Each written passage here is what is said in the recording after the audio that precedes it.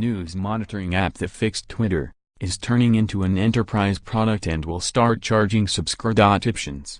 Jonathan Abrams of Nuzzel.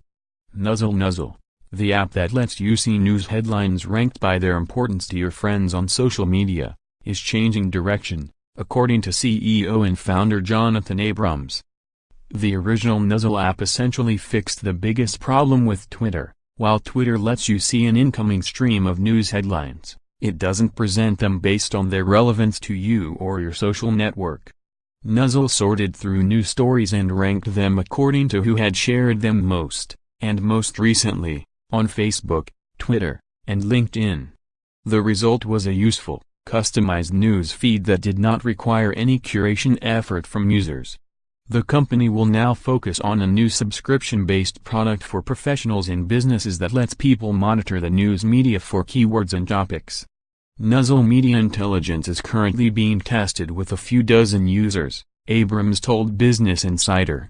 For $50, £36, per month, Nuzzel will monitor 100,000 news sources and send you reports and digests via email or a Slack integration. The results are ranked using the social media signals that drive the free version of Nuzzel. A sample results page from the new Nuzzel product. Nuzzel. The pivot comes after several surreal years in which the company took $56 million in investments from VC funders, Abrams told us.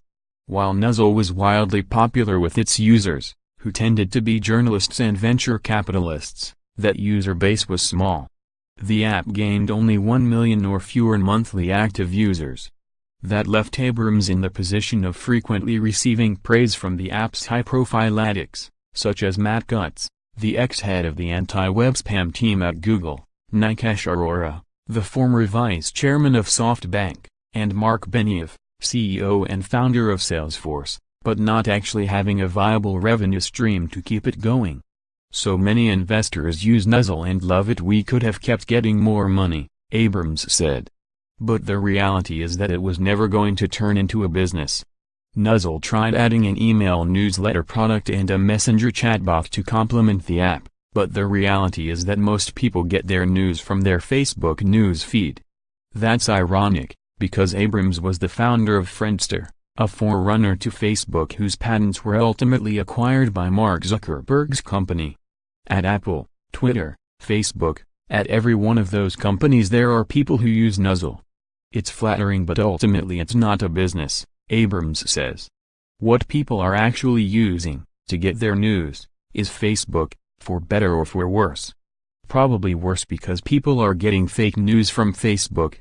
Nuzzel Media Intelligence will face competition, most obviously from Google's News Alerts, which is free.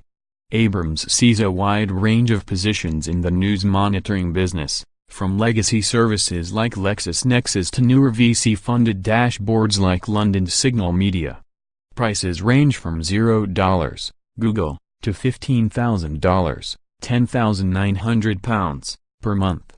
Nuzzel Media Intelligence thus brings two new weapons to the fight. 1. $50 is actually pretty cheap for traditional news monitoring services of the kind often used by PR agencies, investors and law firms. 2. Abrams believes Nuzzel's use of social media mentions as a way of ranking the importance of stories is unique.